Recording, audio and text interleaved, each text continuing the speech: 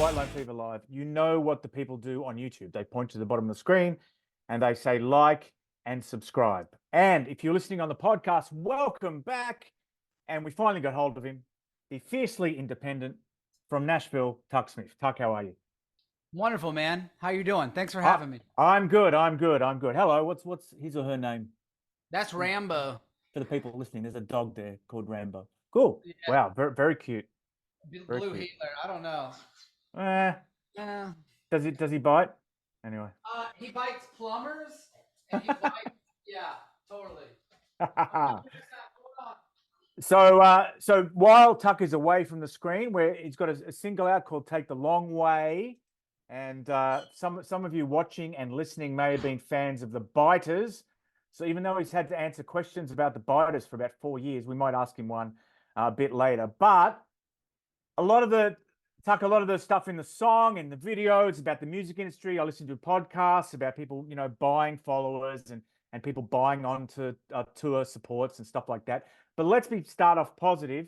Australia is the one place where, you've got a record company that's shown faith in you through Mark Alexander Erber. And that's the reason we've organized this interview through a different channel to most of your other interviews that are organized. So let's start off on a positive note and tell us about Australia and Golden Robot, huh?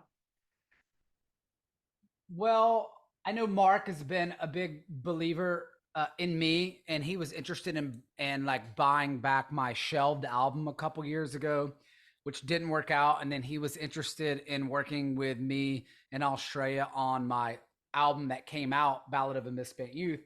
So this time when I started my record label and I was looking for partners and things like that, I asked, I was like, yo, you've been like chasing me for a while. Do you want to try out working on the first couple singles, licensing them in Australia and see how it goes? So, I've only been working with him for a month. He's a big believer and he loves rock and roll and he believes in me.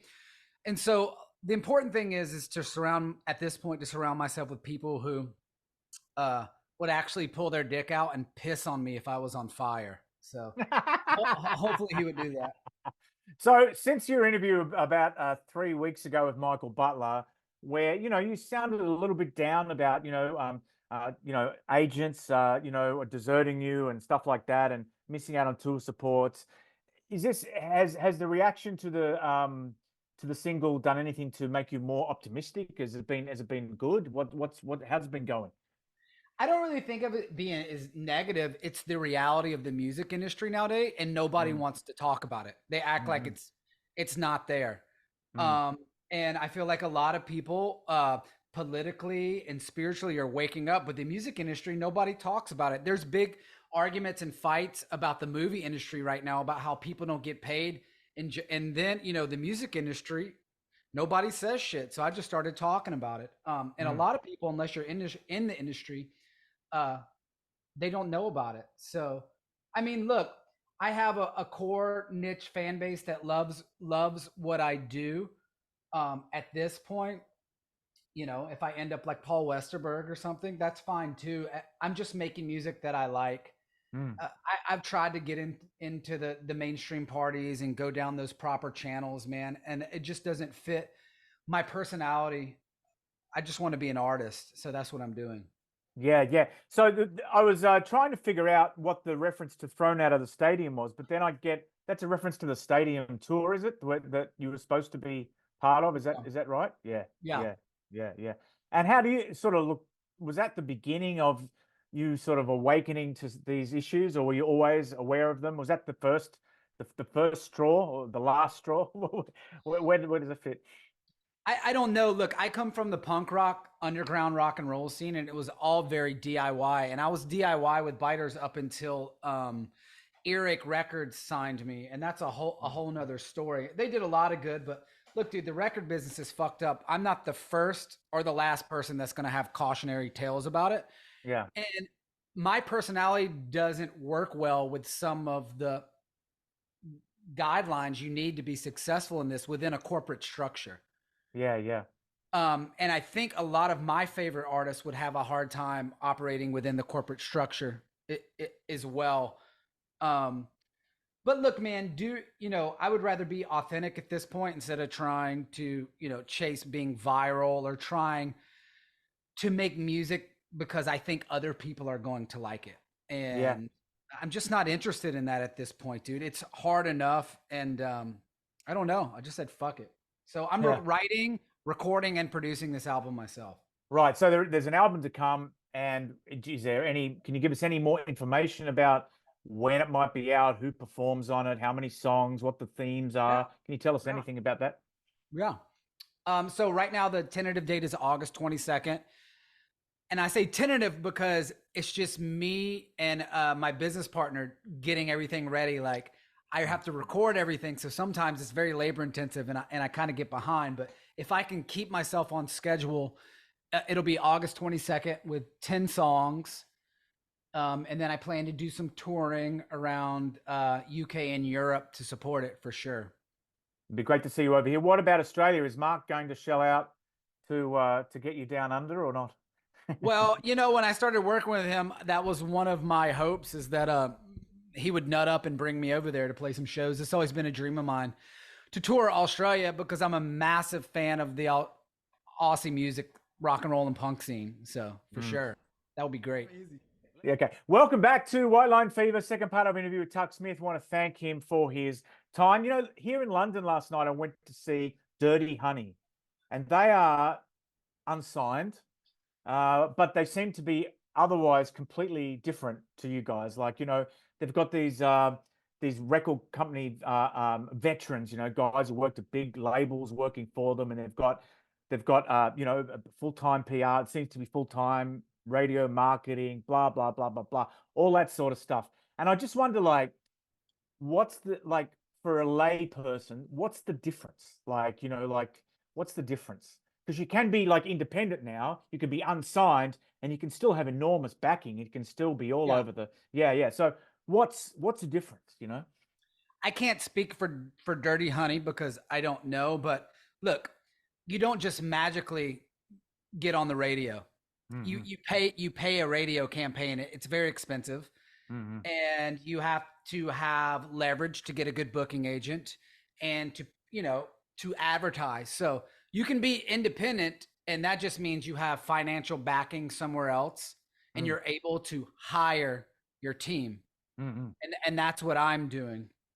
I have a very modest budget. I'm able to do it because I'm blessed that I have a studio here that I can record almost everything and produce my albums. And one of my best friends helps me make videos, and my other best friend is a graphic designer. And so I keep it very, very, as I call it, farm to table.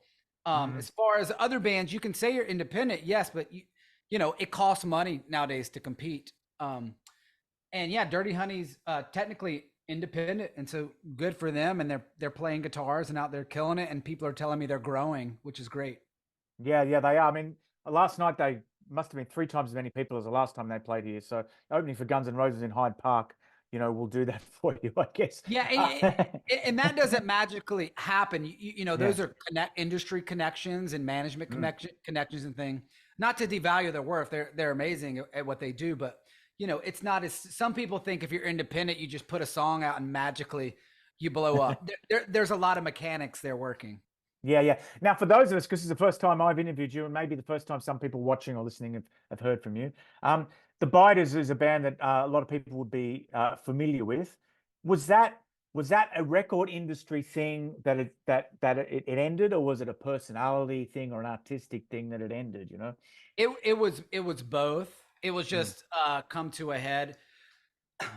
I think any great rock and roll band, you're going to have one or more people that have something seriously wrong with them, whether it be drug addiction, some kind of childhood trauma, mental problems. That's what that kind of volatile energy makes a great rock and roll band. The thing with Biters is we had at most times 3 to 4 members all, you know, being fucking crazy people at the same time. So, but that's also what gave it an energy. But, you know, look, the Biters were around for almost 10 years, and it was really hard. We were making no money. Support slots pay shit. So we would be in Europe opening for, you know, doing the Kerrang tour, and they were paying us £75 a night. And and we would do the each or for the whole band?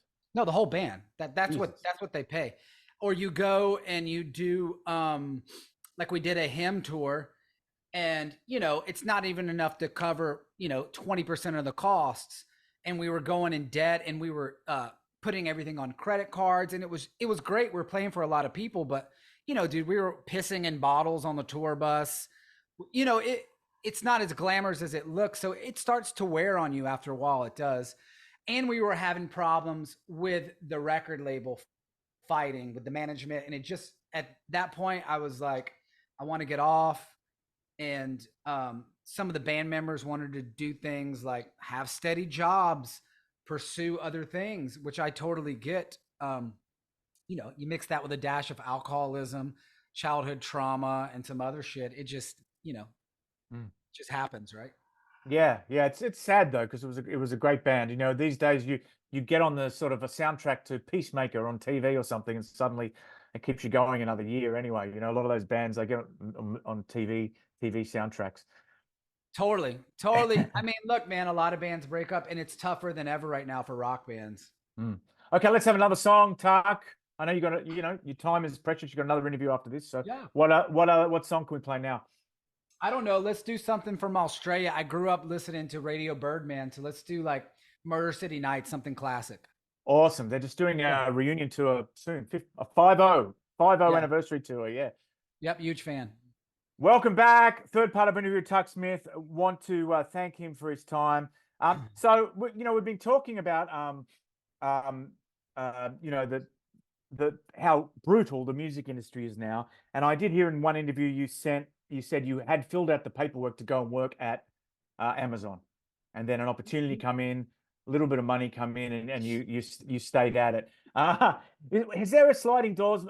When you look back on your kind of life and your career, have there been a few sliding doors moments where things could have gone either way, either towards maybe being able to make a great living in the music industry, or towards leaving it completely? Like are there incidents or moments where things could have gone either way?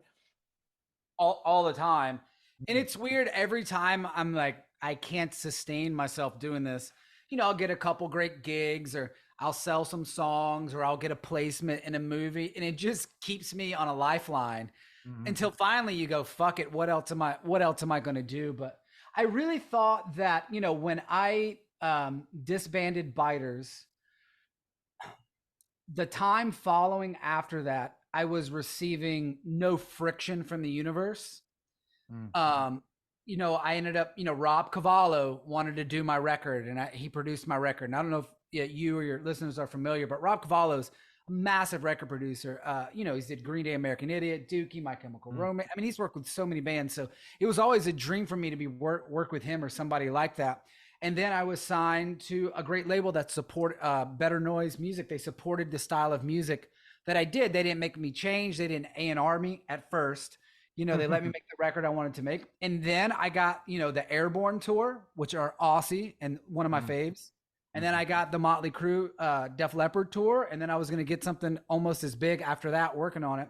And I felt like, oh, fuck, I finally made the right decision by just going solo and focusing here. And then when COVID hit, it was almost like I was almost actualized. I was so happy that I got to make the record I wanted, and I was getting the tours that I always thought I deserved, and very humble about it. I was never cocky. And like a month before the Airborne tour and 2 months before the Motley Crue tour, COVID happened. And mentally that really fucked me up, because you go from thinking you're about to be competing in the world stage, the arena. You're going into the octagon. You've made it. So you mentally prepare yourself to go in there. And then the next thing I'm sitting on my ass for 2 years, locked in my house. That was really rough. And I think it's rough on a lot of people. I'm not the only one that businesses failed, relationships failed, things. So it's not a woe is me, but personally that was rough. And to try to get back on my feet post-COVID was really, really difficult. I put another record out with a label, and I was dropped within 10 months because my streaming wasn't enough and my TikTok numbers wasn't good enough. So yeah, look, I love making music. I'm so grateful and thankful that I can do it. But am I disillusioned with the state of the industry? Yeah. You can have it both ways. Here's a big question, Tuck. Is the music industry corrupt? It is. I don't think the problem is the corruption. I just think there's not as much money. So it's less about art and more about commerce. And I think anything that's made an impact culturally, was really about art. I don't think a lot of my favorite songwriters or artists would be able to do the silly gimmicks and song and dance that you're expected to do. Like it literally is a cliched way of doing cliche things. Like, do this works right here, this will make you go viral, and it's just so like cut and paste, cookie cutter, one size fits all. And I feel like if you look through other eras of music, you would look and there was so much different personality within groups, singers, and artists. And now it's like, if it has to fit a certain demographic, a certain sound, and has to be so familiar for anybody to take a chance on it. So I think we're just in a weird spot. It's not only in the music industry. I don't know if you've ever thought about this, but we're sitting here doing an interview, and if Blabbermouth picks up something you say, they will make money off our interview, and I'll make nothing. You'll make nothing.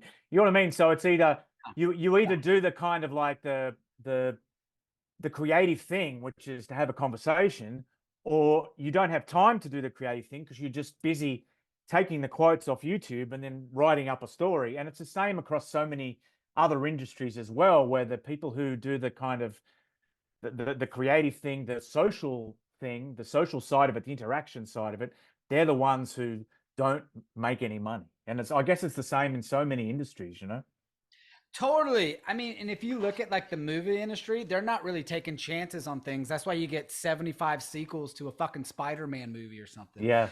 And they're doing remakes.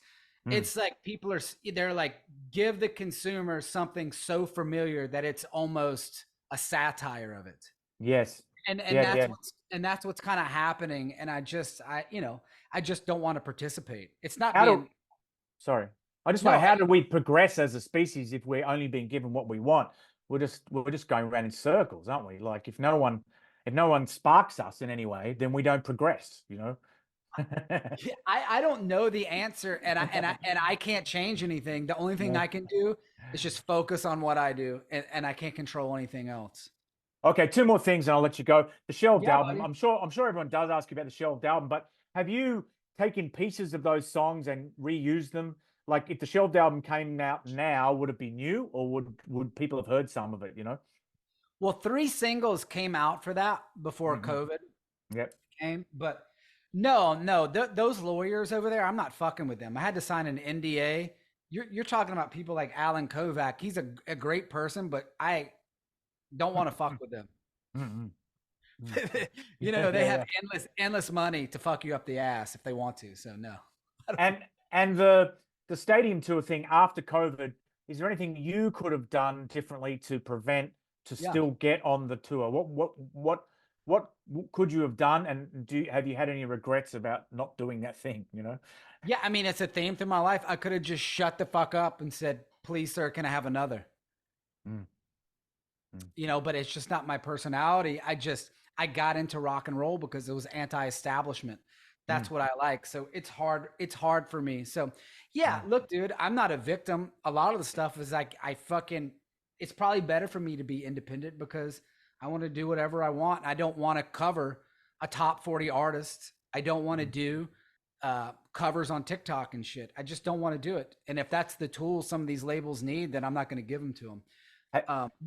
Has anyone tried to intimidate you about speaking out? Has anyone said, maybe you should be a bit quieter on these issues, or not? Not yet? No, because I'm not calling out anybody personally, and I'm not attacking anybody personally. I feel like this is just a personal journey for me.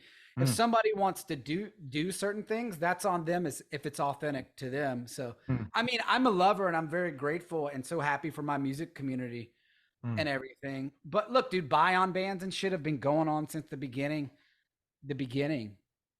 Are you convinced that's why you missed the Darkness support? Because you don't know. No, they probably just didn't like my record. So I don't know. Wow. Yeah. I mean, how the fuck do I know? I can't speak for anybody. I can, assume certain things. But look, I don't want no drama. I don't want any negative press. I just want to make great art. But nobody would print that.